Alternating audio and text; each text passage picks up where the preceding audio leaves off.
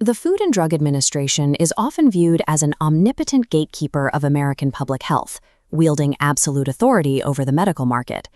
In reality, the FDA possesses zero inherent power. As an executive agency, it can only act where the United States Congress has explicitly delegated it the statutory authority to do so. To find the actual DNA of the agency's operations, one must look to Chapter 2 of the FDA's Regulatory Procedures Manual, or RPM. This internal document dictates how the agency wields its legal mandate.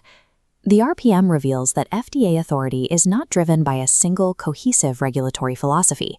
Instead, it is a fragmented list of reactive legislative amendments, specific user fee authorizations, and entirely distinct public health statutes assembled over decades. To accurately understand FDA compliance, you have to abandon the idea of a monolithic agency and instead map out a century-old patchwork of distinct statutory frameworks. The rules outlined in the Regulatory Procedures Manual only command industry compliance because they carry the active threat of federal enforcement. When a company challenges the FDA, the dispute is resolved in the U.S. federal courts.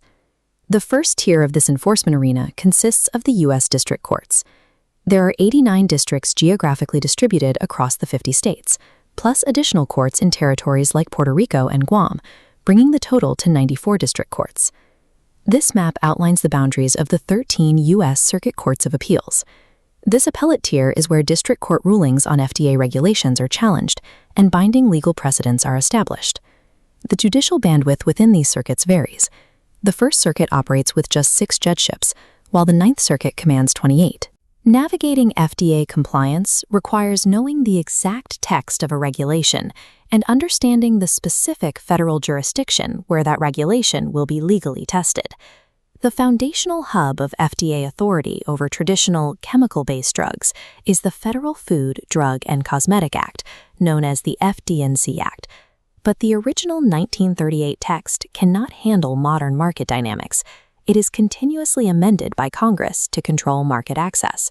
For example, the Drug Price Competition and Patent Term Restoration Act, the DPCPTRA, authorized the Abbreviated New Drug Application, or ANDA. This specific procedure created the legal pathway to approve generic drugs. Similarly, Congress passed the Orphan Drug Act to explicitly grant the FDA the authority to incentivize pharmaceutical companies to develop products for rare diseases with small market shares. Expanding this authority creates a severe logistical problem. The FDA requires massive capital to hire the personnel necessary to process these highly technical applications.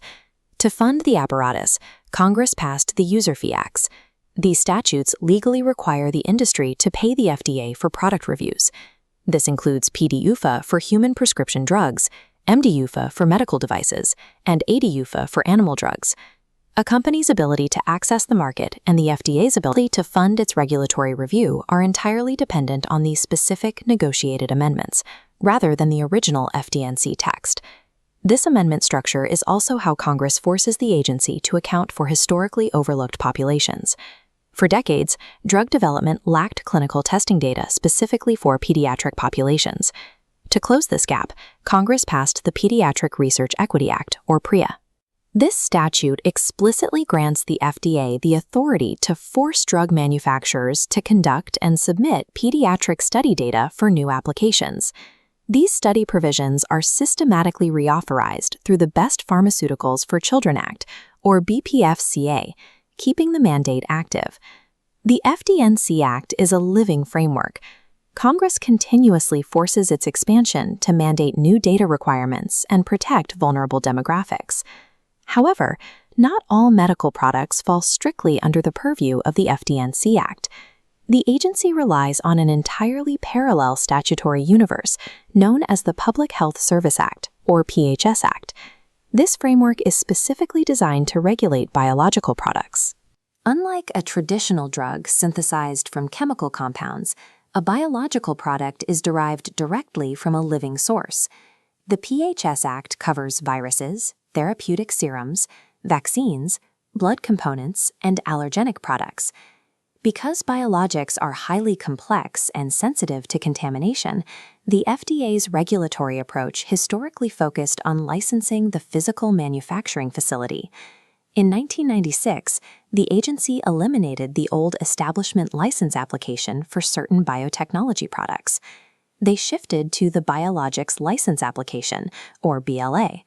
This transition moved the regulatory focus away from simple facility licensing and toward proving that the specific manufacturing processes are rigorously validated. The PHS Act also contains Part G, Section 361.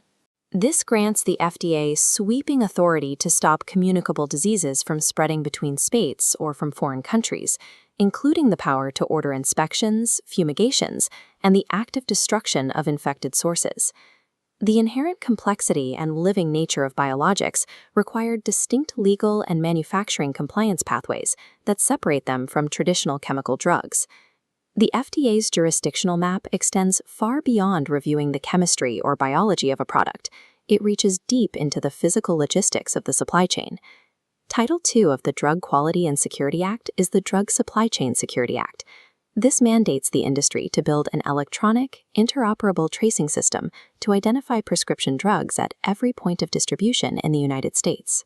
The Sanitary Food Transportation Act gives the FDA oversight over the physical vehicles used to move products, enforcing the use of dedicated transport to prevent contamination from hazardous materials like asbestos or municipal waste. Beyond logistics, the agency conducts federal criminal investigations. Following a series of lethal poisonings, Congress passed the Federal Anti-Tampering Act of 1983. This designated the FDA as the authority to investigate tampering with consumer products. It carries severe criminal penalties, scaling from $100,000 fines to life imprisonment if the tampering results in death. The agency also enforces national infrastructure standards. The Mammography Quality Standards Act, or MQSA, grants the FDA authority to mandate accreditation and quality standards for the actual facilities providing mammography services, not just the medical devices themselves. The FDA functions as a systemic police force, monitoring the national health and logistics infrastructure far beyond the scope of lab-based science. This is the actual statutory architecture of the Food and Drug Administration. To understand how it operates in practice, consider a biotech firm developing a novel monoclonal antibody intended to treat a rare childhood disease. As a biologic, the firm cannot rely on the FD&C Act. They must navigate the Public Health Service Act for a biologics license application. To get FDA review, they trigger the PDUFA user fee. Furthermore, targeting children legally binds them to the Pediatric Research Equity Act. A medical product is never subject to generic FDA rules. It is bound by a specific intersecting matrix of distinct congressional acts. For the regulatory affairs professional, compliance means navigating this precise matrix without triggering a violation. The transparency of this system is enforced by administrative laws like the Electronic Freedom of Information Act amendments, or eFOIA. This statute requires the FDA to maintain public electronic reading rooms filled with policy manuals and case adjudications so the industry can see exactly how the agency interprets its own authority. Ignoring these statutes carries existential risk for a company. A failure at any single node on this map ultimately leads directly back to the enforcement arena, the 94 U.S. District Courts and the 13 Circuit Courts of Appeals. Effective regulatory strategy requires abandoning the myth of a monolithic FDA. You cannot simply memorize the rules. You must understand the specific underlying statutory architecture that gives the agency the legal authority to enforce them.